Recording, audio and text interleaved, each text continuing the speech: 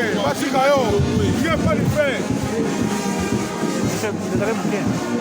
chefs de la délégation,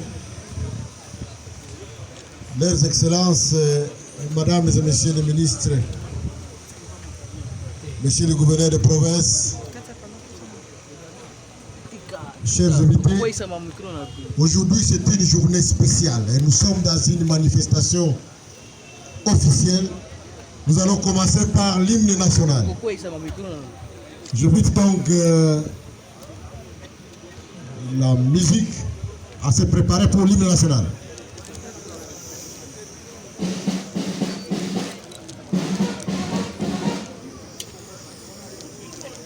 Du Congo central viendra la lecture de la déclaration de Siafoumou par son Excellence Madame la ministre de la Culture et des Arts du Patrimoine, et puis viendra le mot de clôture par son Excellence Monsieur le Vice-Premier ministre et ministre de l'Intérieur, Sécurité et Affaires coutumières.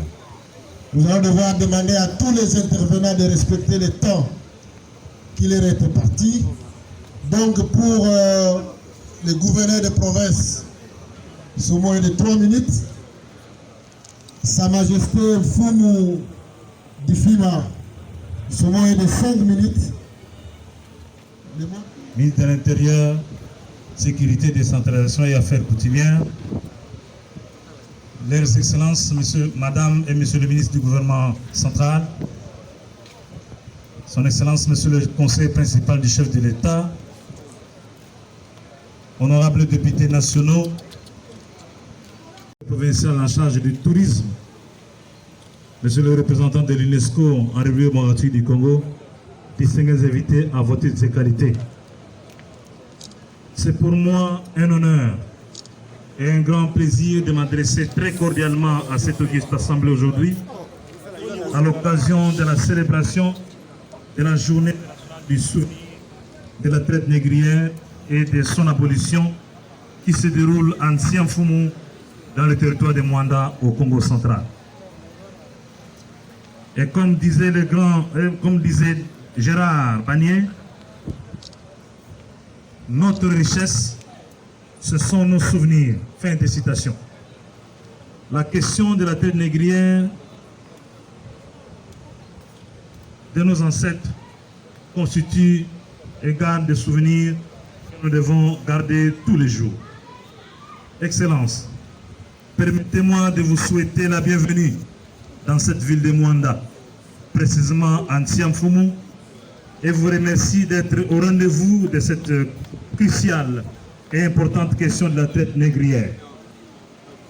J'aimerais ainsi souligner particulièrement la présence dans cette cérémonie des différentes délégations des membres du gouvernement de la République et de l'Assemblée nationale, ainsi que du gouvernement provincial et de l'Assemblée provinciale du Congo central. Il s'agit de son Excellence Monsieur le Vice-Premier ministre, ministre de l'Intérieur, Sécurité et Affaires coutumières, représentant son Excellence Monsieur le Premier ministre, son Excellence Monsieur le ministre national du Tourisme, son Excellence Madame le ministre national de Culture et Arts, son Excellence Monsieur le ministre de l'Enseignement supérieur et universitaire. À travers vos présences méritées, je voudrais rendre un vibrant hommage à l'endroit du président de la République, chef de l'État, son Excellence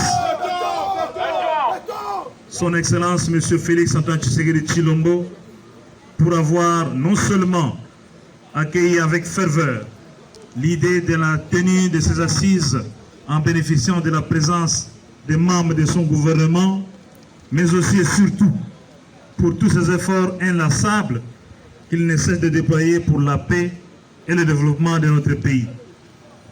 Je tiens également à remercier le Premier ministre, son Excellence Samalou Kondé, et lui prie d'accepter l'expression de ma très haute considération pour son implication personnelle à la réalisation de cette cérémonie.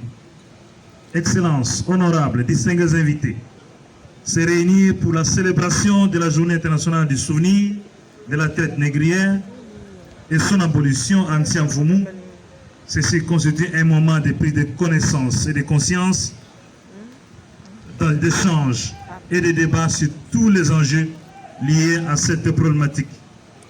Ce thème s'impose à nous tous de manière impérieuse et je me réjouis que nous ayons choisi d'en faire l'objet d'une journée de réflexion pour construire une véritable pensée nationale. Car d'un côté, comme le disait Christian Taubira, la traite négrière est un crime contre l'humanité.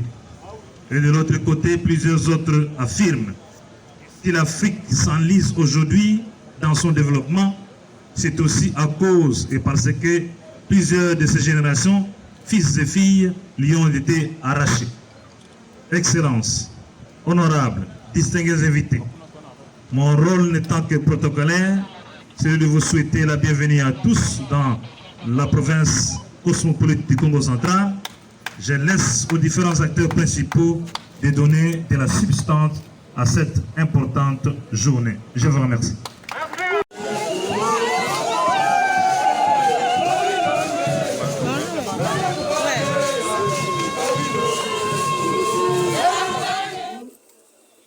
Il a délégué les membres du gouvernement à cette grandiose cérémonie en y marquant la solennité qui lui est due. Je m'associe à tous les fils et à toutes les filles de Sioufou, en particulier, et du Congo central en général, pour leur exprimer la sympathie de la République face à ce qui peut être considéré ce jour comme la pire violation de droit de l'homme. Le rétroviseur de l'histoire humaine renvoie les images des millions d'Africains arrachés de leur terre par l'œuvre de l'esclavagisme et de la traite transatlantique de Noirs. Les millions d'Africains en général, et nos ancêtres en particulier, ont été forcés à traverser l'Atlantique dans l'inhumanité la plus totale pour subir la mort, la misère et l'exploitation sur l'auteur des bénéfices des autres. Historiens et chercheurs admettent que jusqu'au milieu du XXe siècle, la traite vers les Amériques et les Antilles comptait sur pas moins de 110 000 esclaves par an. Les captifs provenaient notamment du Bénin, de l'Angola, de Haute-Guinée, de Sénégambie, de l'époque où le Sénégal et la Gambie formaient un seul État, et bien d'autres pays d'Afrique. La République démocratique du Congo figure parmi ce pays. À Moanda, village, dans le territoire de Moanda, dans le Congo central, on peut encore observer la marmite et les chairs des esclaves. Heureusement que je m'y trouve aujourd'hui. Les chiffres existent. Et cet endroit précisément, avec les souvenirs et traces encore visibles, en constitue l'éloquente preuve. À Sioufou, où nous nous trouvons, le pêcheur montre aux visiteurs les cimetières des négriers, les vestiges de leur construction et les points d'embarquement des esclaves. Autre trace, la route des esclaves entre l'ex-Léopoldville, aujourd'hui Kinshasa, et la ville portuaire de Matadi. Au-delà de ces souvenirs macabres, il y a lieu de saluer l'effort collectif de lutte de leurs descendants pour la liberté. C'est dans la nuit du 22 au 23 août 1790. Grand événement, en présence de son Excellence le vice-premier ministre, avec toute ma considération, en présence des honorables sénateurs et députés, Excellences, Mesdames et Messieurs les ministres et chers collègues, Excellences, Monsieur le gouverneur, Messieurs les représentants du chef de l'État, Monsieur le représentant de l'UNESCO, Monsieur le président du comité scientifique, Mesdames et Messieurs, à vos titres et qualités respectifs, distingués invités, nous voici rassemblés ce jour pour commémorer la mémoire de la traite négrière. En effet, au-delà de la douleur que les souvenirs de cette tragédie suscitent à l'humanité, à l'Afrique tout entière, à la République démocratique du Congo, notre pays, et à chacun de nous, nous célébrons le courage héroïque dont nos arrière-parents avaient fait montre dans leur lutte pour la liberté et l'indépendance. La journée internationale du souvenir de la traite négrière et de son abolition célébrée depuis 1998 constitue non seulement un moment de mémoire que nous devons impérativement enseigner aux générations présentes et à venir, mais aussi une occasion particulière de remise en question culturelle afin que nous puissions contribuer à restituer à l'histoire réelle par des vérités, à déceler et à défaire, à l'exemple de nos arrière-parents, toutes les autres chaînes qui continuent d'une manière ou d'une autre à maintenir dans les aisselles de l'assujettissement des peuples du Congo. Parmi ces chaînes, celles qui portent les habits de la culture et des idéologies restent les plus subtiles et les plus meurtrières. En effet, si la traite négrière et l'esclavagisme sont déjà abolis, il se développe encore des mentalités qui dressent l'homme contre son propre frère et entretiennent des pratiques qui, en peine, voient l'exploitation des vulnérables et récusent le droit humain. Derrière le chef de l'État, son Excellence Félix Antoine Tshisekedi Tshilombo, et le Premier ministre, son Excellence Samadou Kondé, le gouvernement dans son ensemble s'investit dans les refus des traitements dégradants et inhumains ainsi que de tout ce qui corrompt l'homme et pervertit celui-ci. Il s'engage dans la promotion des droits de l'homme, de la culture, de la paix, afin que dans ce pays nous puissions vivre en frères, comme le voulaient bien les pionniers de l'indépendance.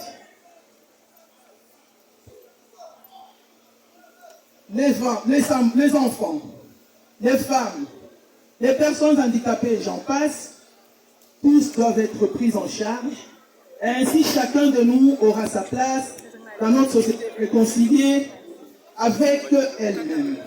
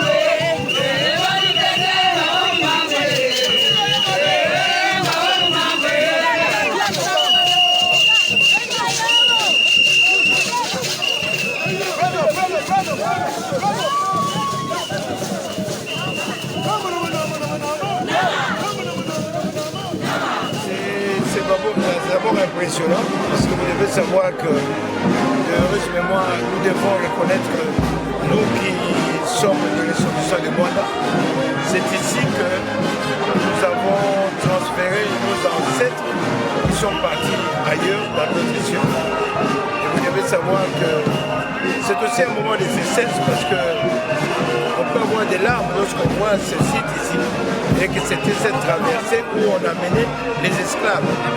Ça ne peut pas être quelque chose de joie.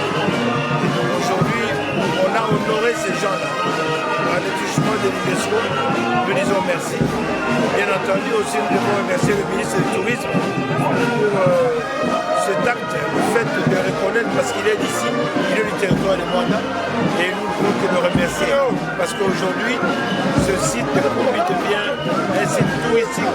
Nous allons recevoir sûrement et forcément tous les étrangers qui sont déportés sont allés dans d'autres régions évoluer là-bas et qui ne trouvent pas peut-être qu'ils sont de là, mais alors que leurs sources sont ici. Moi-même qui vous parle, je suis un témoin vivant, c'est-à-dire de cette source de métissage. J'ai des arrière-grands-pères qui portent des noms étrangers et qui sont venus ici. C'est une très longue histoire pour vous expliquer aujourd'hui pourquoi ce métissage. Nous devons en faire aujourd'hui quelque chose d'historique et que nous devons aujourd'hui fédérer, pourquoi pas appeler nos frères et sœurs qui évoluent ailleurs et qui viennent voir et constater leurs sources, d'où ils viennent. Et à l'endroit de l'autorité, vous avez bien dit qu'à un moment de est-ce que vous souhaitez que l'autorité du pays fasse exactement je n'ai pas bien compris votre question. L'ignorer pendant des années. Voilà qu'aujourd'hui, on l'a remis. Donc ça dit que c'est pour nous, c'est une grande fierté. Et voilà que ça devient un site qui est reconnu par l'UNESCO et que nous devons protéger et préserver. Excellence. Je rappelle que vous êtes le ministre provincial du tourisme. Le Congo central vient d'être honoré. Vous avez reçu la délégation des membres des ministres nationaux pour la commémoration de la journée internationale de la traite négrière et de son abolition. Premièrement, quelles sont vos impressions par rapport au déroulement de cette activité? Bon, satisfait du travail qu'on a bâti sur le terrain. Parce que je dois rappeler ici que nous avons passé 10 jours ici pour préparer personnellement cette activité-là sur ordre de son Excellence, M. le gouverneur de province. Et donc l'activité initialement prévue le 23 août, ça a été reporté plusieurs fois, pour jeudi, pour samedi finalement. Ça a eu lieu aujourd'hui, dimanche 29 août. Et nous avons été honorés par la présence de son Excellence, Monsieur le Vice-Premier ministre, ministre de l'Intérieur, Sécurité et Affaires coutumières, qui a conduit la délégation du gouvernement central, composée notamment du ministre de l'ESU, qui est le deuxième vice-président, si je m'abuse, de la Commission nationale pour l'UNESCO. Il y avait le ministre de Culture et Arts, il y avait le ministre du Tourisme et plusieurs autres personnalités, notamment les conseillers principaux du chef de l'État. La présence du gouverneur de province, la présence du président de l'Assemblée provinciale du Congo central, mais aussi tant d'autres.